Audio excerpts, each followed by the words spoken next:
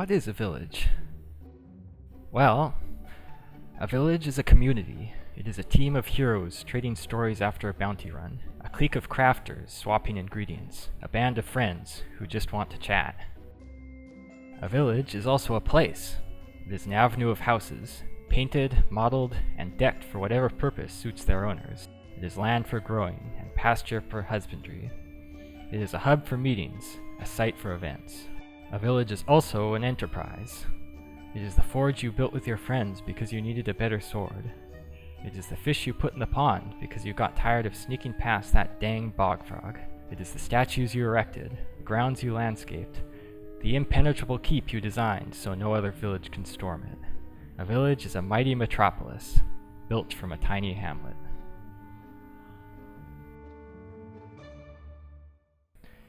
In Villagers and Heroes, players can own a real home. This isn't an instance or window, but an actual place in a real village. Here you see me purchasing my first home.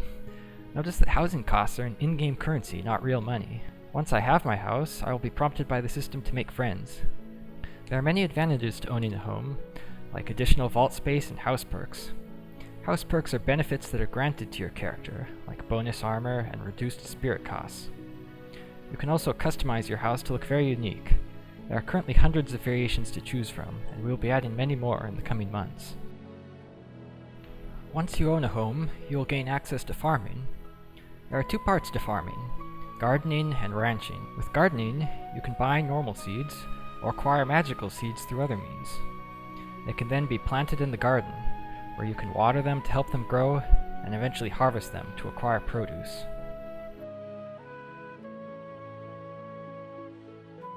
With ranching, you can buy various types of farm animals, customize and rename them, feed and take care of them, raise them, and eventually harvest from them. Harvests from ranching and gardening can be used in other skill lines, such as combat, crafting, and in the village projects. Villages also have community projects. Projects are ways for your village to work together to improve the village as a whole, unlocking new districts, building advanced crafting facilities, and much more. Through contribution windows, you can donate resources to the specific projects that you want to see completed. Many projects have multiple tiers.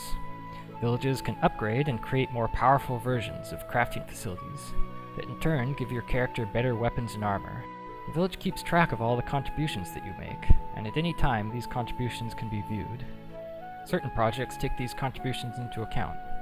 For example, top contributors to a new district will get first pick at housing lots. Villages also have access to a community vault, which is a shared storage place. Later, villages will be able to expand their community vaults, allowing for more space through the village project system. A village can also be stocked with gatherable materials. Heroes and adventurers can bring back materials from the world and stock the village project bins, filling them with fish, bugs, mushrooms, wood, ore, and fruits. Villagers can then harvest the materials in the safety of their own village. Here we see an empty fish pond. After I've stocked it with some fish, I can do some fishing. As Villagers and Heroes expands, we have many new and exciting village features planned. First, we will be adding many more village projects. Soon, villagers will be able to really build their village up and customize it however they want. They can bring in new factions and construct new buildings. Things like a tavern, the Guild of Fighters, libraries, storage sheds, the Wizard Tower, and much more. We also have some exciting plans for new districts. Districts are areas that a village can expand into, raising their population limit. While we have a few in the works, one of our next releases will be a lava district. This chamber will unlock several new housing slots in the warm embrace of embers and lava runoff. As a village furthers their relationship with the natives of this area, new plants, animals, and house styles will become available. Village politics is another exciting aspect that we will release. As we increase the maximum size of the village, a system to handle player permissions and powers will be put into place. While the system's first purpose will be to provide checks and balances so a village can better coordinate itself, we also hope to incorporate actual gameplay with politics. Villagers will be able to run for an office and host a campaign. Leaders will be able to decide who has access to the village vault, or possibly what task they have to do to earn the right. Constitutions can be drafted, establishing village designers, village creators, a mayor, a village council. We really want the options to be limitless. We will also be releasing large amounts of customization for villages. We want every village to be as unique as possible, suited to the people who live there. These options won't be limited to flips of a switch, as in a meadow village or a snow village. We will open up a multitude of different ways to customize your village, to really make village design a sandbox. This will include environment changes, different skies, new types of foliage, founder statues, decorations, and more. And lastly, the biggest feature we are planning to release is the SANDBOX dungeon. This is something our whole team is excited about, and we think players of all kinds will love. The basic concept is that a village can work together to build their very own completely unique dungeon. This dungeon will essentially be an entire zone or area that the players of the village design and implement, creating a sandbox playstyle that is truly unique for an online RPG. A village can decide the layout and aesthetics of the dungeon, the arrangement of traps, the placement of monsters, and the list goes on. There will be very specific customization options. Every player of a village gets to decide what goes where, whether for functional or cosmetic purposes. This means you get to pick where to put your creepy statues, where the windows go, which monsters to post and where to put them, even how to set up the traps and doors. In parallel with the sandbox dungeons will be monster ranching. With monster ranching, you can capture monsters from almost any of the races you can find in the 7 realms, and raise them in your ranch to be fierce guardians and loyal pets. You'll also be able to synergize with your monsters, training them in the feats and spells that you yourself know how to use. You can then take your loyal companions and station them in your dungeon, or you can further train them by sparring with them, increasing their skill. VVV stands for Village vs. Village, and involves some interesting competitive mechanics. One of the core values of Villagers and Heroes is our fun atmosphere and friendly community. Therefore, introducing a player versus player mechanic, while maintaining the friendliness and fun of our world, is rather delicate.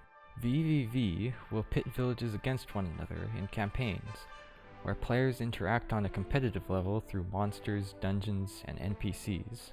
Once VVV is underway, large-scale world server campaigns will begin. As villages create their own custom dungeons, they can choose to participate in these world campaigns. World relics will begin to appear in the 7 realms. Some can be found from bosses, others while gathering, some can be crafted, and others still may suddenly appear in a vendor's inventory or the auction house. Villages must store the relics they collect in their dungeon, keeping them safe and carefully guarded. Each relic adds to its own village's victory points, bringing it one step closer to being the top village. Then, to gain more of an edge over competitors, villages can raid opposing village dungeons and steal their relics for themselves. To keep the competition dynamic and energetic, campaigns will sometimes be upset by random chaos events, like shadow invasions, plagues, and elemental dawns.